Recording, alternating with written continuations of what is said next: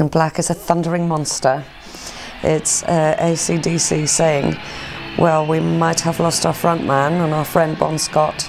We might be back in black, but we are back, and we're coming at you with all guns blazing. We're taking no prisoners, and that's exactly what it sounds like.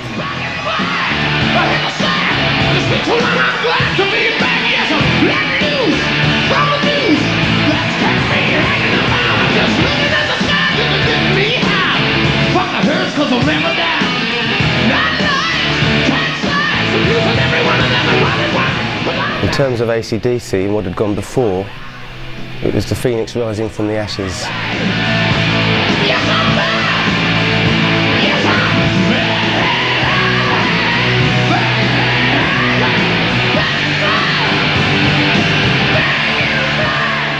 back! Few bands will release an album as good as Back in Black. Those that do very rarely replicate the success. They were never going to achieve again what they achieved with Back in Black.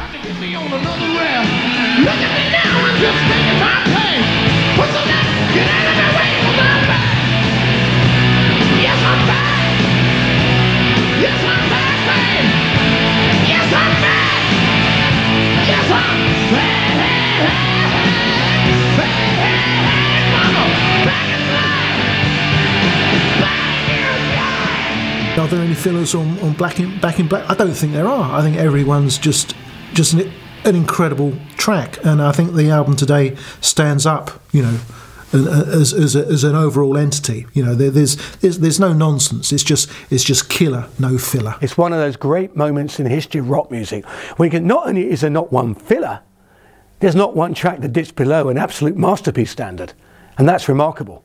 I don't think there's another AC/DC album that has that level of achievement. They came close, and how many bands throughout history can claim they did one album that they can never better?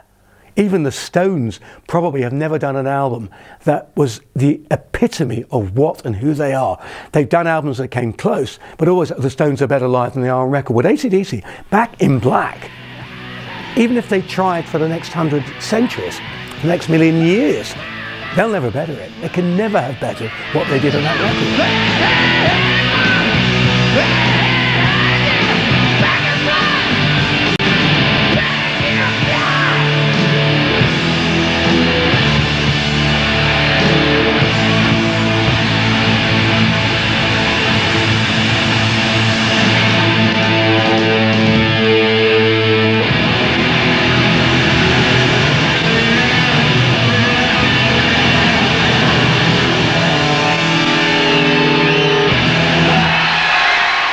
Bon Scott sadly died in February 1980, and I think Brian Johnson was more or less in position by the end of March that particular year. So it was quite a quick sort of appointment as far as AC/DC were concerned. And I remember that the band being, you know, not fiercely criticised at the time, but there were a few eyebrows raised about, you know, the kind of haste in which they got in Bon's replacement. Within 2 months, everything's done and dusted. They're down in NASA recording Back in Black. You know, so maybe they threw themselves into the thick of it very quickly just to get over the grief. You don't know, but that, I mean, that's a startlingly short amount of time to go from losing your figurehead and along with Angus and best loved member of the band just at the point where you're about to crack open the world market to replacing him with someone completely new and recording your next album. 2 months. That's all it was. Back in Black was the best way they really could have dealt with the new lineup. They had to come back in a very, very different manner to Highway to Hell, and they had to get a singer who was quite the opposite to Bon, but someone who could handle the material.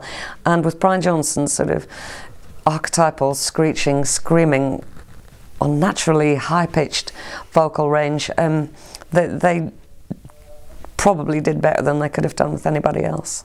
For me, Back in Black is a classic album, and I know it's supposed to be a double diamond selling album across the world, whatever that means, however many millions that is, I'm not too sure.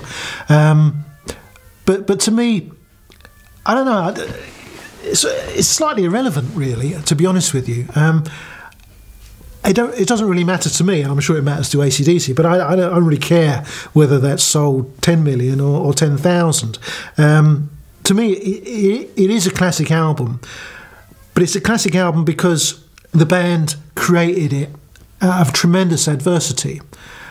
And I think that the spirit of Bon Scott looms large over that album, even though he's not on the album. Obviously, Brian Johnson's singing on it, but his spirit lingers, and the band used their anger, used their emotion, used their aggression, everything that came out of his sudden, unexpected death, to create this rock monster of Back in Black.